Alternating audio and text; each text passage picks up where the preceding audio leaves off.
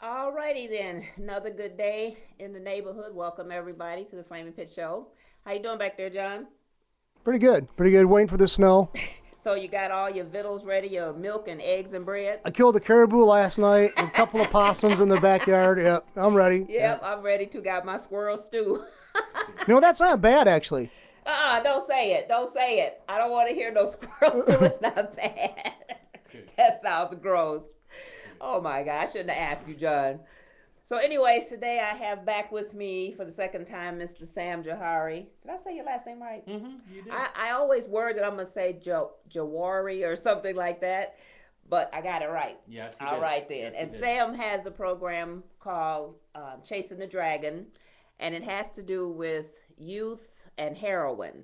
And he's works through the community with different schools, and we'll let him tell us what's been going on since the last time you were here. Well, Lisa, we've been to 14 different high schools now, 4 middle schools. Over 21,000 kids have seen this presentation. And we keep adding more to it. It all started with the heroin, but kids get addicted to heroin. It doesn't start there. It starts, with marijuana, probably alcohol is where everything starts from, but we're finding that prescription drugs, and that's where it's leading to. When they can't get their prescription drugs anymore on the street, or it becomes too costly, they turn to the heroin. And children, how they get addicted, it's not, it's people they trust, it's people they love, they care about, that, come on, try this, that peer pressure or whatever. Pressure. And that's where it's at. We've actually, we went outside our county for the first time, Brandon High School, a couple months back. And we've actually put the presentation on a DVD also now. Tomorrow we're going to have a meeting, community parent at Township Hall, and we're going to show the DVD. So getting a lot of things done. When my daughter died, it was I had gotten letters and cards from throughout the state, Ann Arbor, Novi, different places that didn't know me, but as I started talking about this problem, it seemed like it gave people a voice. Right. And they started saying, well, this happened to me, and this happened to me. So when we formed Community Parent, we wanted to put a Band-Aid on this problem. But really, there's a lot of work that needs to be done. We need to really work on laws and different things. But we thought we would go to the kids. If we can put the drug dealers out of business, Right. then we've done something. Plus, we're teaching kids that this is Russian roulette, and one wrong mistake, you could be dead. Right. So And heroin is nothing to play with. Like I was telling you, I always watch Intervention, and some of the things that kids get high on is just beyond me. it's crazy. Maybe It really before is. they even get to the heroin or something, they're smoking weed laced with something, and then this synthetic weed that's killing people. And Exactly. the bath salts. The bath salts, Bath the salt K2. I'm like, what is that? What is bath salt? I always thought of that like Epsom salt. You soak your feet in. It's not even salt. It's potpourri. It's potpourri. That they spray it down with LSD. All kind of all lawn kinds of- spray. Yep. So And- you don't even know what you're getting. Right, because they had said that each package you buy has a different potency. Exactly. You don't know how many of this and how much of that is in each one. And then when that doesn't get you, then say you go to the heroin. And the worst thing about heroin, when they start sniffing it, they think that's fine, but then they want to get higher, so they bring out the needle. Exactly. Well, that's where we got chasing the dragon, because you're always chasing that first high that you got with this heroin. Right. that can never be. Ugh, but that needle is so scary. When I watch intervention, they're poking themselves over and over and over and in the neck and ugh. I don't know how they do it. I'd probably be the worst junkie because I couldn't even poke myself. Definitely. And the Definitely. kids now, you said you've gone to middle schools. Now, what kind of effect you think they have on the middle schools? Do you have any that just like freak out, or are there any stories of kids that young actually doing anything like that? Well, surprisingly, we get a lot of people. My uncle died of this. My mom is doing this. Wow. We've had a few different kids that told us they got started by their mom would take them to doctors so they can get the Vicodin or the opiates. Oh. And from that, they ended up getting hooked. And like I said, once the doctor quits giving you the medication, Right. then you turn to the streets. And heroin is a cheap high the first time. Right. All those little $10 packets, you know. Yep. And you can lose a lot because of heroin. They had this guy on there that it was a show about, it's called Drugs Inc. And this guy was homeless now, but he used to be like a broker and made all this money. He said, I used to have a house, car, job, wife, kids, everything. He said, now look at me. I gave it all up for this heroin. He's out on the street living in a cardboard box. Well, we've lost some big people to drugs. Michael Jackson, Whitney Houston, even President Clinton. His brother Right. was an addict. So Yeah. So what it takes the biggest person down. Right, right. That's what my daughter, her big thing when I found out she was doing this drug, I said, Brianna, I mean, you seen your mom die of this drug. Why would you even attempt it? She said, I wanted to know what was so good about this drug that kept my mom away. She thought she'd do it once. She knew what it was all about, and that was it. She could kick it. Right. You can't kick it. No, it's like once you get that first hit, sort of like they say with meth and crack, once you get that first hit, you hooked. Yep. And I can't even imagine anything being that strong to bring me down. I don't even want to try it. But that's the thing. Exactly. I don't want to try it. That's where it. other people are saying, well, I want to see. And I don't think that's, like you said, it's Russian roulette. Russian roulette. You don't want to see. You really don't. Exactly. Because it's going to tear the family apart. It's going to affect so many people. It's not going to be just you. Because, Exactly. it's like you still... like every day you probably think, your daughter's like, and then you've got the program where you're trying to save everybody else's kids now and wishing that there was somebody could have helped you with yours. Exactly. Somebody told me that, it's great that, you're saving lives. And it's like I wish I could have saved mine. Right, you couldn't save yours, but at least now you can help other people. And they've got to start with the dialogue because, like we were talking, how kids don't talk to their parents, and sometimes you have to go in their rooms and search and all that. And there's this new show called Teen Trouble. This young guy, he's only like 33, and he tells a story of all the things happened to him when he was younger, and that's his specialty is teen, like youth intervention. And he was telling the parents, he's like, have you ever been in your child's room? And they're like, no, we don't invade their privacy. He said, well, I do. So when he went in there and he started going through the room, he found all kinds of stuff, and the parents were just like in shock. And he's like, well, that's what you need to do. If you know your kids are on drugs or you suspect it, then you got to go in there and search the rooms. Exactly. I tell my kids, I'm your biggest cheerleader, but I'm not your friend. I'm your parent. Right. And you have the right to snoop. To be honest with you, I mean, I spoke at this, it was in Nova. It was a county thing that they had judges and POs and all these people. And they had the guy from Lapeer, the district attorney. And he said, look, you give them these phone. That's their way of contacting everybody. Right. Take that thing away from them. And he made so much sense. It's like we give our children the way, Right. Because everybody have phones. Look, 7, 8-year-olds have Exactly. cell phones these days. And it's like, what do they need a phone for? Exactly. So now let's give everybody a little backup about what the program is about and how it got started. Well, when my daughter died, she died February 14th, 2011. And 2 days later, another girl from the next town over died, and they knew each other. They were friends. We formed a community parent, and Brianna was in debate, and she was very good at it. And so her coaches, they formed the community parent, and at the time, you know, they asked if I would speak, and Genesee County Sheriff is the ones that formed the Chasing the Dragon.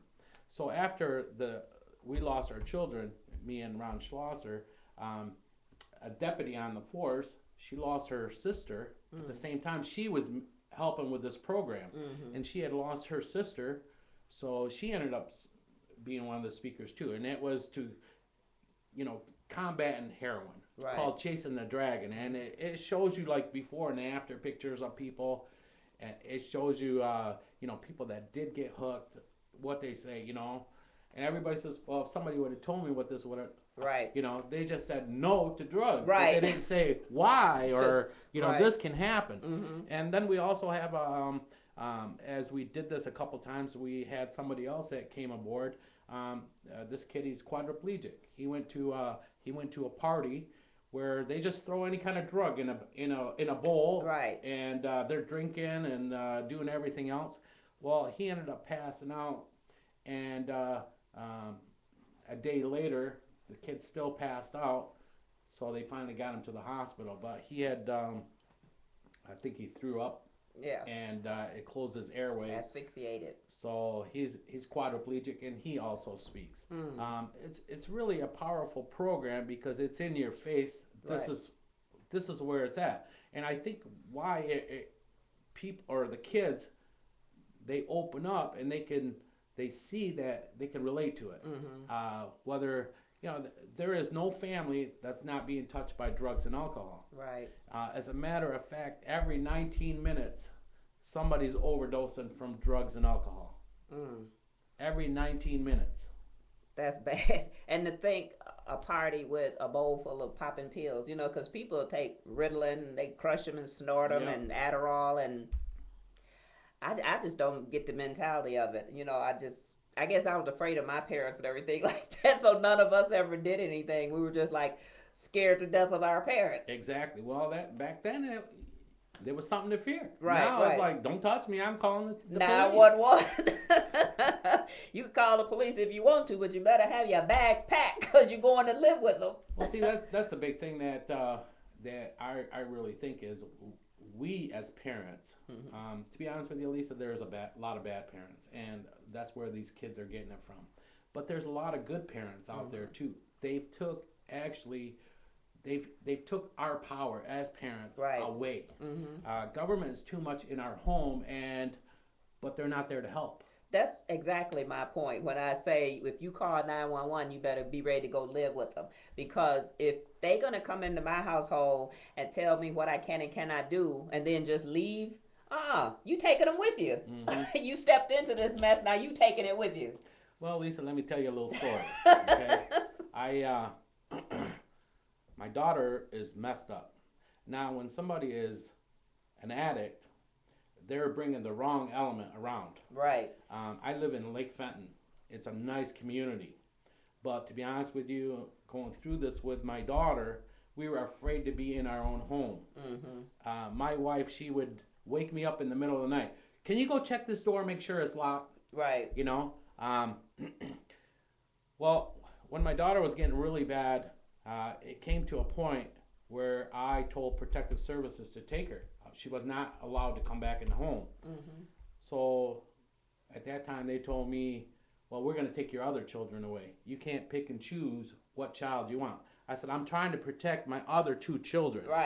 Now I ended up going into court, and come to find out later, I was put on this list that I abandoned my child. What?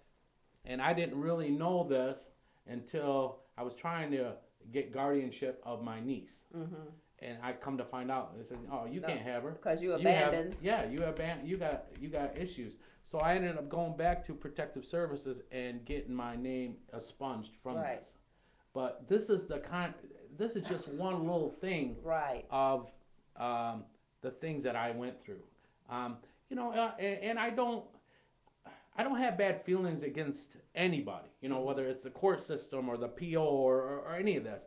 And every time it's like I try to say something, it's like they want to shut me up or change the subject, you know.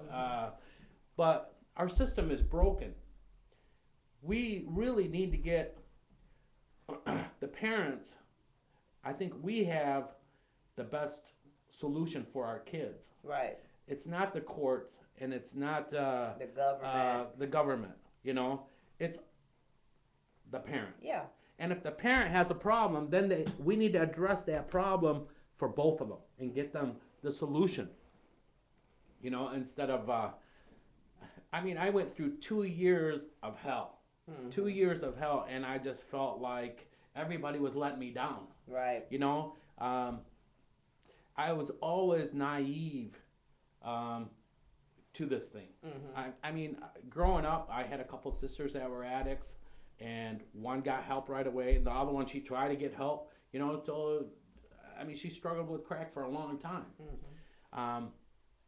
That I just thought, well, you know, you call the sheriff, you call, you know, you get in front of the judge. These people, they should have some answers for you. Right, right. And I tell you what, if I ever had a problem with any of my children, I would lock them up, not let anybody know what's going on in my home, and let no one know that my kid's locked up in my basement. Because because they just they let me down. Yeah. The system is just definitely broken. And like I said, from community parent, you know, changing laws and that stuff, it just takes forever, it seems like, you know, and I get so frustrated. But that's why, you know, I had a politician tell me that, you know, drugs, there's too much money, it's corruption, you can't get rid of it. I said, well, so we don't do nothing? We sit on our hands and just say, oh, this is happening, but we're not going to do nothing. Right. You know, because there's too much corruption. I had another one tell me, well, you know, if there wasn't the demand, then it wouldn't be here. You know, it's like... You can't win. You can't win. You know, it's like one thing you noticed too, that you said you made reference, like they have a one-size-fits-all approach to families. Like you wanted to, you know, have the child who was a problem removed from your house, and they said you can't pick and choose. That's ridiculous. You should be able to decide which kid is a problem. We'll focus on this one and keep the other ones isolated from it. Well, you know, the only way they would do that, if the kid tried to kill you or something, then they'd probably move them out the Doubtful. house. Doubtful. Yeah. So I worked 9 years of probation case working, and a lot of, you know, this combined everything. You had dysfunctionalism, you had drug addiction, you had incest, you had rape, incestual rape, everything going on. And there was basically a one-size-fits-all approach to, and because let's face it, even if we try to change that, alter for one individual, the laws are, you know, in place. You have to answer. And I was just a volunteer, but the ones who are, you know, who are being the paid ones, professional ones, had their head on the chopping block. So even if they saw the way around it wasn't the way, you know, there's other ways around it, the law was wrong, they had to follow the law. So I mean, there's got to be more discretionary thing given to people who are working on the ground. You know, in Livingston County, I had this judge when I went and spoke in Novi. This judge, she came out and she said, the face of the addict has changed, and we need to come aboard on what's happening. She says, I send people to jail, I do this, I do that. She says, but we need to take another look, because the face of an addict is everybody. Right. You know, right. I grew up thinking that, you know, these are losers, these are nobodies. Right, right. You know? They could be executives. Exactly. These are our children, and we need a different approach. Sending them just to jail, that just doesn't do anything. Not anymore, because they get drugs in jail. Exactly. They have people bringing them stuff in jail. Yep. I you know, speaking and stuff, I heard so many situations and different things. I had one kid in Livingston County. When I spoke, you know, they kept telling me, they says, well, you know, be thankful that she died at home. And I didn't get it. Then I heard this one father, he came and he was telling about his son's story. And it was like, oh my God. His son, he was a hockey player. Very good kid. Right. He got hurt. His shoulders he got hurt. Doctor gave him some opiates, Vicodins or something. Mm-hmm. Well, it was a really good thing. He enjoyed it. Got hooked on it. He got hooked. So from that, somebody, he turned to the street because the doctor wasn't giving him anymore. So he turned to the street. When it got too costly for him, a friend of his told him, "Hey man, try this." And a friend. A friend. Right. Yep. So he ended up doing the heroin and stuff, and he got busted because he broke into somebody's home or something, and he got sent to jail. Well, his parents were pretty well off, so they had come forward and they had agreed with the judge that once he got out of jail, that they would send him to rehab. Mm-hmm. Well, the judge had let him out one day early, Mm. and his dad was out of town, and when his dad came back, he was listening on his answer machine. They told him, "Mr. So-and-so, just want to let you know your son died. This is not a joke. You can find him on such and such street Oh my God. in Detroit." Oh. They wrapped him up in a blanket, and they threw him on the side of the road like garbage. Oh my goodness. Oh. See, he had turned to the street to get that painkiller. He just thought one more. Yeah, this is where it starts. The big drug now is Adderall. Adderall, you get college students, you get high school students. They go to a doctor. They say, "I can't focus." This is supposed deficit. to be. Yeah, this is supposed to be for ADD or ADHD. Well, it's the same thing. You get hooked. Mm-hmm. You turn into. You get depressed, and people are killing themselves from Adderall.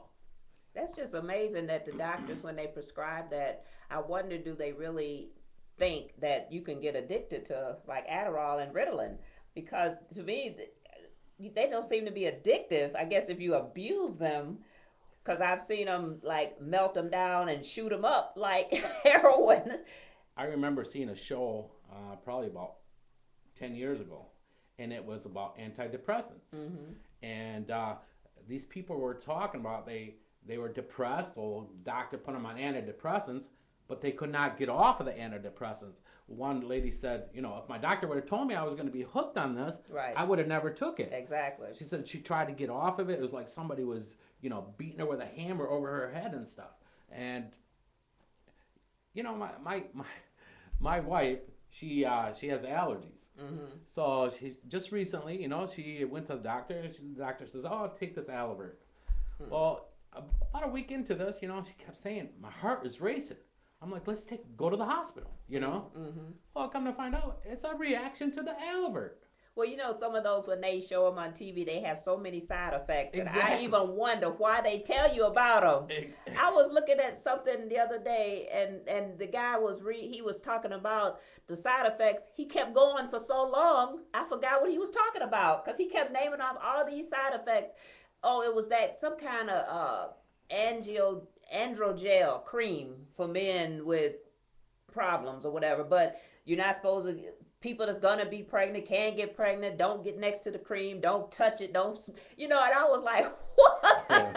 And then the guy's like, yeah, I can get me some androgel. And I thought, but you can't touch anybody. I mean, what is the purpose of that? A body stuff? condom. Yeah, that's what I'm saying. It's like they give you this stuff, and then they give you this many side effects, but they say, yeah, it's good. I'm gonna prescribe it for you. Exactly. And I'm saying no. After when I turned my daughter into protective services, they sent her to a foster care, and she was there for a few weeks. Anyways, from that, she went to a doctor, and when we went back to court, I says, "I want her to come back home," Mm-hmm.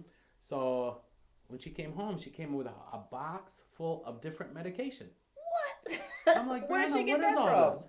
She had Adderall, antidepressants, all these different things. I'm like, One well, on what's top the of the other. difference? I says, if the doctor's prescribing you these drugs or Right. the street drugs, what's the difference? And my daughter's like, that makes sense, Dad. You're right. Right. Yeah.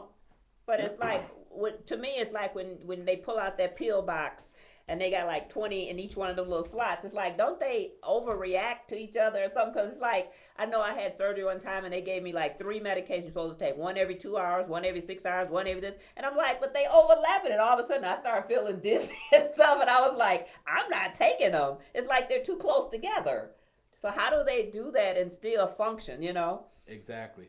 Well, I was listening to Dr. Gupta on CNN, and that's where I got, what happens is you're prescribed these medications, they give you a list. Don't drink. Right. You can't May drive. cause dizziness. Yeah, all of these lift things. heavy machinery. Well, what happens is when somebody gets hooked on this, they start doubling their dosage, tripling their dosage. Right. Now they add a little alcohol to it. Oh, that's over the top. And that's the bullet in the head. That's how you get every 19 minutes somebody is overdosing. Right. And for in the last 10 years, all the medication that's made, 80% we take here in America. We need a pill to wake up, a pill to move, a pill for a scratch, for everything, Right. These doctors are just so well, pill happy, to. We need to go back to the old remedies, like my grandmother, when they make up those remedies. Because I was always so healthy, and I'm still healthy, but it's like people weren't getting as sick, and people had all these home remedies, and now you just get a prescription for everything. Like you said, you got an itch, I got a cream for it. I got, anything, they got a prescription for it. Exactly. At least I grew up in Lebanon. I came over here when I was 9. But I remember there was no doctor in our town. For whatever. Oh, here, boil this. Yeah. Make this tea, Yeah. The only time you see a doctor was just to pronounce somebody dead. Or born. And we didn't even do that. We had midwives. Midwives, right. That's how I was I born. hear you, because I was telling, I'm trying to write my autobiography, and when I'm thinking about the things we did on the farm, my grandmother had all these remedies. It was like, okay, every Friday when we get out of school, she'd line me and all my cousins and my aunts and uncles up and give us black draw. Well, that's like a laxative. When you see it in the store now, people don't know what it's for. They're like, what is that? Or Dr. Tishner's antiseptic. Yeah. I still don't know what we took that for. And then it would be like, okay, if you got a cold and you're coughing, then she would mix salt and sugar together and you lick it. Now, I don't know what that's supposed to do. Yep. But, it's like all those kind of remedies. And my son, he'll be like, oh, I need this, I need that. And I'll say, now what's going on? He'll tell me the symptom. Oh, I know what to do for it. I do a lot of the old remedies. So I think if people would go back to the old way of doing stuff, then maybe you wouldn't get hooked on stuff. Because doctors, they push the medicine on you. They just like, I got a pill, I got a shot, I got cream for everything. Everything, right. And so if they had something, maybe if they had something so you can, I guess what methadone is supposed to get rid of the heroin urge, but then I don't think that works because people get high on that. Exactly. But, you have to weed them off, I guess, because when you're hooked on that stuff and you don't use it, you get pretty sick. Yeah. And my daughter, she would always tell me, Dad, it's just coming off. I'm going to get so sick. She was more scared of that being sick than being high. Yeah. And I guess once you got the good feeling, you don't want to go to that bad feeling. But when I watch them on intervention, sometimes it's so sad. I'm sitting there crying because they just out of control with the stuff they're doing. Like when the girl was sitting in there huffing, she was huffing the air that you blow on your computers. And I was just amazed because I knew some of this stuff they're doing. I didn't even know you could do that. Yep. She's sitting in the car with this towel around her head and she's like inhaling this stuff, and I'm thinking, what? And it tells you on there, it could cause brain damage, dizzy, you can go blind. Well, I think when we were growing up, it was a hairspray or whatever they used to puff on. And then spray paint. You see people come out with paint around their lips and stuff. They had all over their hands. And police had stopped these guys, and they had a paper bag, and they sprayed gold paint in the bag, and then they huffed the bag. Well, he took the bag down, he was painting around his face like this, and the policeman said, this was on Cops. The policeman said, you been huffing? He's like, no.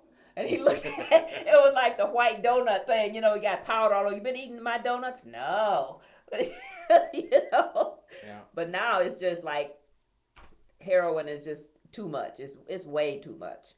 Well, it just goes to show you. Children, they're in pain, obviously. Mm-hmm. That's why they experiment with stuff like that. They want something to numb their pain. But they don't realize that from doing that, you just made more pain. Right.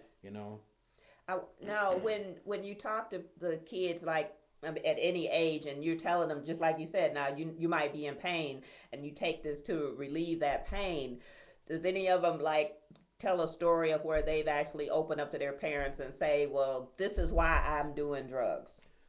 Well, for the first year, we didn't really come out in this. We just did our thing and we left. But for the last year or so, we've been actually coming out, and as the kids are leaving the auditorium or the gymnasium, they see us, and they come and they talk to us, and you can see people. We went to one school where a lady lost her daughter. She was a teacher, and she was a mess. It was still like within a month or something. So it's like when we speak, they relate. They relate whether it's their brother, Right. their sister. I've had so many students tell me, their mom's in prison for this, or they lost their mom, they lost their brother, and they even come out and say, "I'm hooked." Right. Maybe they get more comfortable with you guys speaking. They hear more about your program, and now they can bring stuff to the table because maybe they're afraid to say anything, or they don't want people in there looking at them like, "Oh, you're a drug dealer or drug," whatever. Yeah. They get more comfortable now. Well, I tell them, Lisa, before I speak, they have the 911 call, and they've got Brianna's picture on the, and I come out, I tell them this is my daughter, and they can relate to what happened to us. Right. And I tell them, I relive her death every time I do this, and I don't do it for me. I do it so I can save one of you. Right. So. We've had a lot of people that actually come out and said, "Thank you for saving my life." And we give them a challenge. Who's going to be? Well, first, I tell them I am looking for warriors. Right. Who's going to help me? Get rid of this thing. Right. Stop this thing. And I tell them, I challenge them. Look, you can turn your back and say it's not happening. But I grew up, I went to school, I knew what was happening. Right. You know what's happening in your school. You know what's happening in your streets, in your neighborhoods. It's upon us to make that change. Yeah. You want something different? Stand up. Be accountable for your friend. Right. If you see he's messing up, stand up and tell him you're messing up. Well, they start with that. If they kill out that snitching, saying everybody's snitching, and don't think of it as that. Think of it as telling to save a person's life. Probably more kids would stop doing it, but if they're so into this peer pressure that they don't want to be the one to bust them or whatever, but then when they find them dead or sick or whatever, it's like, that's weighing on their hearts, and they're young and they don't know how to handle that. That's what I tell them. I go through this pain every day. Right. Hopefully I can stop somebody else from feeling this pain. Yeah, and it could be like their sister or brother. So if you worried about snitching, don't worry about snitching. Just forget that word and just worry about saving a life. We had one school that the superintendent, he says, well, we haven't really had too much of a problem, just a few incidents here or there. After we left, the superintendent called the guy that was making the scheduling at the time. He said, "Man, you guys messed me up." He says, "What?" He said, "I got everybody's turning into everybody." He says, "Well, that's what we want." That's what you want. Well, see, and he was oblivious to it. Like I said, that's what they need to do. Even if they have to do it anonymously, write a letter, whatever, that's what they should do, because you could save a lot of people by just opening your mouth. Exactly. And don't even worry about snitching and what they say, snitches get stitches and thrown in ditches. I don't know where they come up with stuff like that, but I just would be like, oh yeah, they're doing it. Yeah. Because once it hits your household, now what? Exactly. My daughter, she touched a lot of people in her young life. I had a restaurant that she waitressed, and I had this lady from the Flint Journal. She came in, she ate and stuff. And, I'd come out to every table and ask them how was everything. She told me, she says, "Your food was good, but I was so entertained by your daughter," and she ended up writing an article about her. This isn't an addict. This isn't somebody that you would look at and say, she had so much going for her. She just made a mistake. Yeah. She just made a mistake that, Brianna, through all her young life, I had her in therapy. They wanted to say first she's ADD, she's ADHD, then she's bipolar. you know. And at one time, I took her to this doctor. You know, I was having problems with her, of course. It was like when this before the major drugs, she started drinking, and she was in pain. She had lost her mom, you know, and I took her to the doctor because she wasn't taking her medication, and you know, she went in front of the psychiatrist and stuff, and he says, "Well, Brianna, you need to be on your medication." She goes, "Doc, you know, I'm not bipolar. I'm just a teenager." and I mean, he says, "You know, I think she's right." Yeah. You know, but the whole thing is we're we think there's a pill for everything. Right. And right.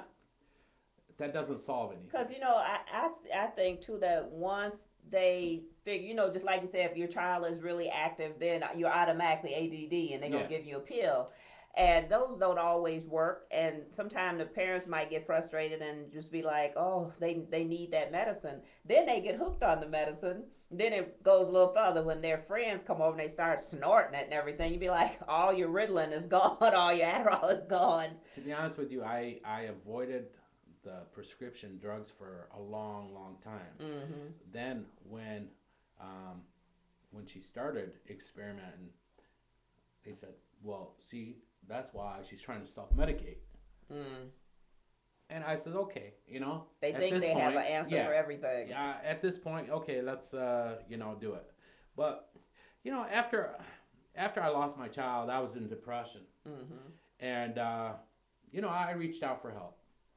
And, okay, you need to get some sleep. Here's some sleeping pills. Okay, I come back. Well, how you feeling? I says, I'm groggy. You're groggy, you know, I can't function.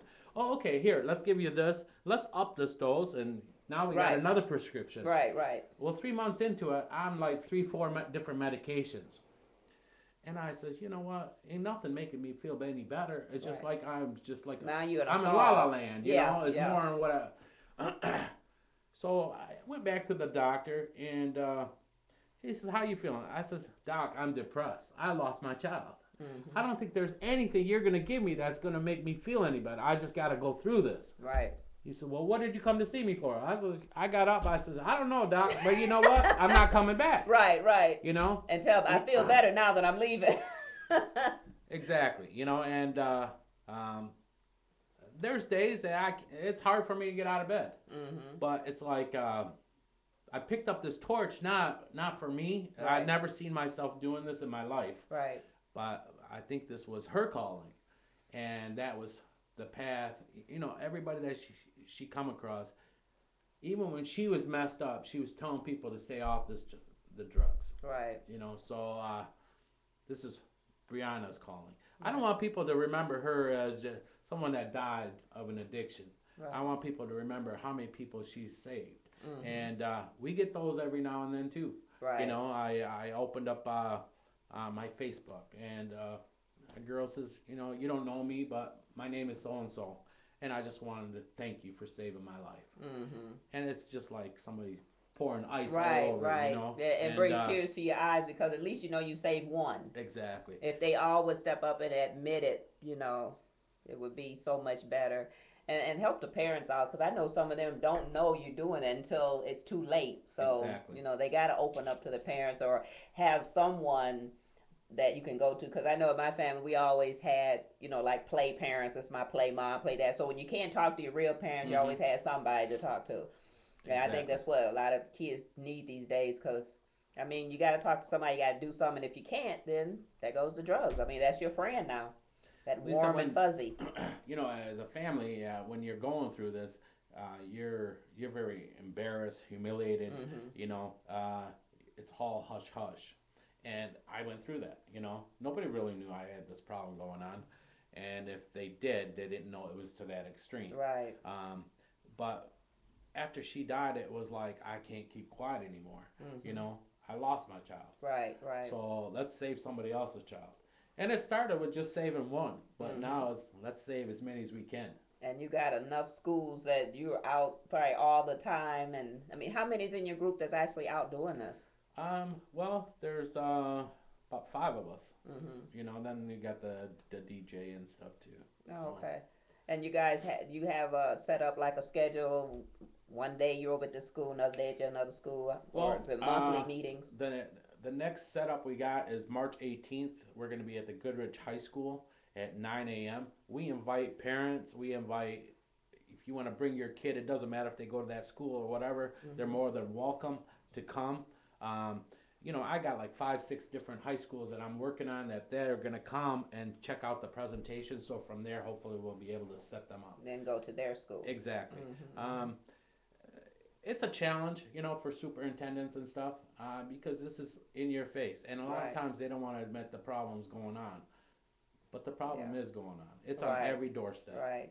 Do you had any major complaints from parents because it is such an in-your-face presentation? To be honest with you, I find that what we get is kids say, the people that should have been here didn't come today. And because what it is when they plan this, we tell the principal to send out notices to the parents, if they would like to come, and they give them if they want to opt out, they can opt out. I find that if the problem's at home, then more likely the parents are going to say opt out. Right, they're not showing their faces. Exactly, because a lot of times when there's a problem in the household, they don't want to bring the law into it, or they don't want to make it. They want to keep it in the household. Exactly. It's like what goes on in this house stays in this house, but sometimes it needs to break out. Exactly. Yeah. Exactly. So we're going to be wrapping up the show. So do you have contact information, a website, anything you want to give out to people that's I sure watching? Do. We're on communityparent.org and Community Parent on Facebook. And what we ask is join us, help us, be a voice. Right. Because the louder that we are, the more we can get things done. So that's where it's at. Oh, and it's wonderful. I just want everybody to make sure you do go onto the Facebook page, and whether you join or like it, or at least see what it's all about. Because when I saw your article in the paper, that's why I was chasing you. I was like, I'm getting him on the show, because I just hate to see kids, get strung out on drugs like that and then have no other alternative, or it just ends up being a lifestyle that they can't get out of, and bad things happen. Exactly. Community Parent was formed more of a drug thing, but as problems arise too in the school, we add it to our presentation, whether it's bullying, teen suicide, or whatever their problem that's going on in that school. We try to put it into our presentation. And some of that goes hand in hand, because they get so on drugs, then they get so depressed that they can't get off the drugs, that they end up committing suicide, or like you said, bullying can lead to suicide. So it all goes hand in hand. So I hear you. Exactly. Well, anyways, I want to thank you for coming in again and giving us an update on the program, and you're doing a wonderful job. I want you to keep up the good work. Thank you very much. I appreciate you having me here.